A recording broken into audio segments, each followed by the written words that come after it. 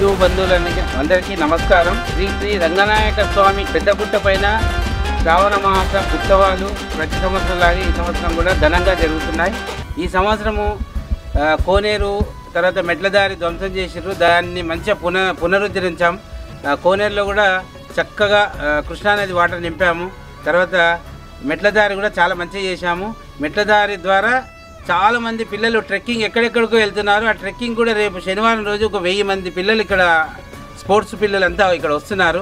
తర్వాత గ్రామ ప్రజలు పుర ప్రముఖులు అందరూ తమ తమ కుటుంబ సమేతంగా రావాలని చెప్పి విజ్ఞప్తి చేస్తున్నాం. చుట్టుపక్కల గ్రామాల ప్రజలకు కూడా విన్నవిస్తున్నాం.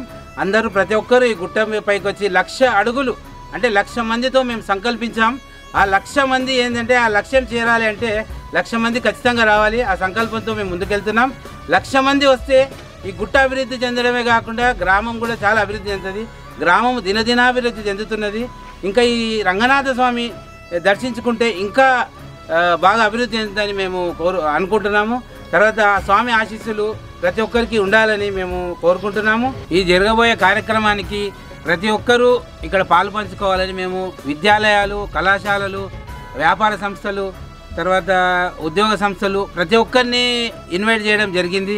ప్రతి ఒక్కరూ ఇక్కడ విచ్చేసి ప్రతి ఇంటి నుంచి ఒక్కొక్క చెంబుతో ఒక మంచి వాటర్ తీసుకొచ్చి స్వామివారికి అభిషేకం చేసి మీరు స్వామివారి ఆశీస్సులు తీసుకోవాలని. ప్లస్ ఇంకొకటి ఏమంటే ప్రతి శనివారము ఇక్కడ అన్నప్రసాద కార్యక్రమం కూడా చేస్తున్నాము.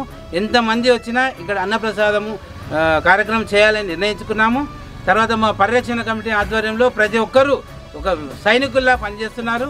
కాబట్టి దయచేసి అందరూ ఇంకా పట్టణ ప్రజలు పుర ప్రముఖులు ఇంకా చాలామంది ఇంకా రాలేదు, వాళ్ళందరికీ ఇదే ఆహ్వానం.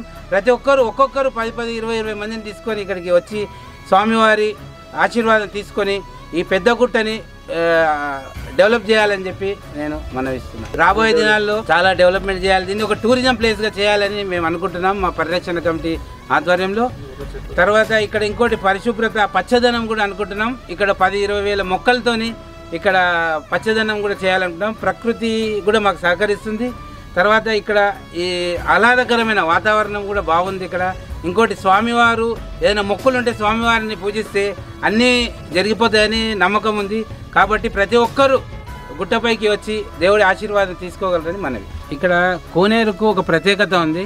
ఈ కోనేరు ఈ గుండంలో ఉన్న నీళ్లు 11 బిందెలు 21 108 బిందెలతోని స్వామికి అభిషేకం చేస్తే సంతానం లేని వాళ్ళకి సంతానము, ఉద్యోగాలు లేని నిరుద్యోగులకు ఉద్యోగము, తర్వాత వ్యాపారము దినదినాభివృద్ధి జరుగుతాయని ఒక నానుడి ఉంది. ఇక్కడ స్వామీజీకి కూడా దేవాలయం పై కప్పు లేదు. ఎందుకంటే ఆ పైన కప్పు వేస్తే కూడా అది ఎప్పుడు పడిపోతుంది. ఎందుకంటే స్వామీజీ కూడా అభిషేక ప్రియుడు.